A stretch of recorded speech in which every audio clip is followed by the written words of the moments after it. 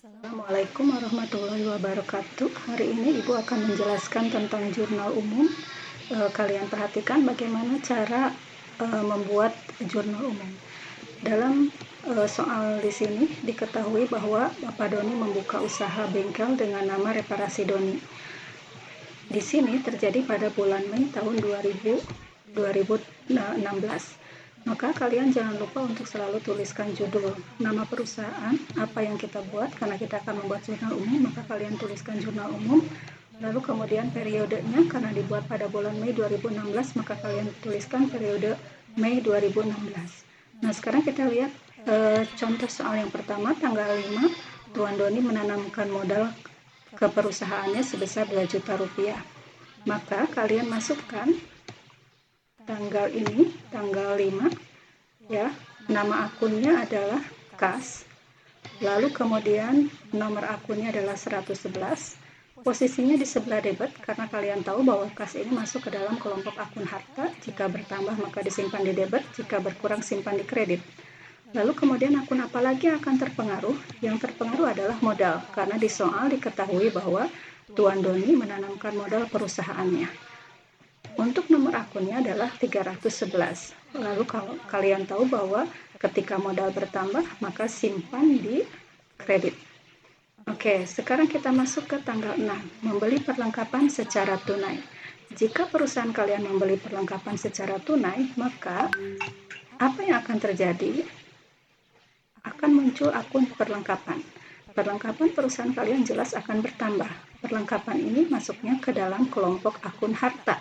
Jadi jika harta bertambah, kalian simpan di debit.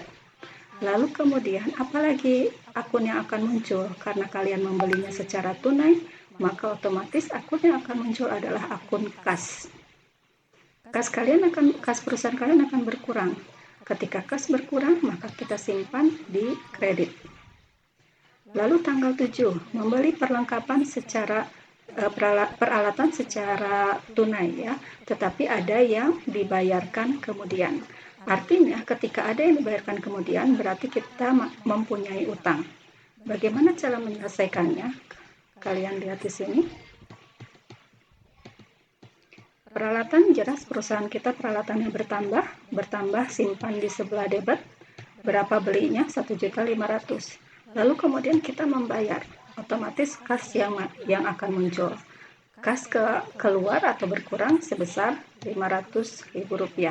Kas berkurang simpan di sebelah kredit.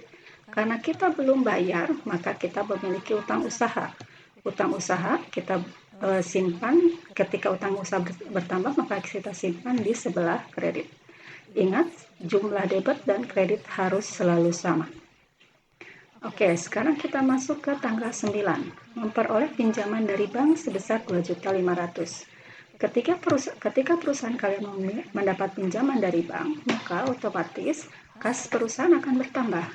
Kas bertambah, simpan di debit, lalu kemudian utang perusahaan pun akan bertambah. Utang bank bertambah, simpan di kredit. Harus selalu diingat dalam mekanisme debit kredit, ya. Lalu kemudian tanggal 10.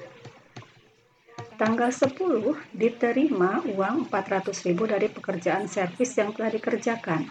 Ketika perusahaan menerima uang, maka otomatis kas bertambah simpan di debit. Lalu kemudian akun apa lagi yang akan muncul? Akun yang muncul adalah pendapatan usaha.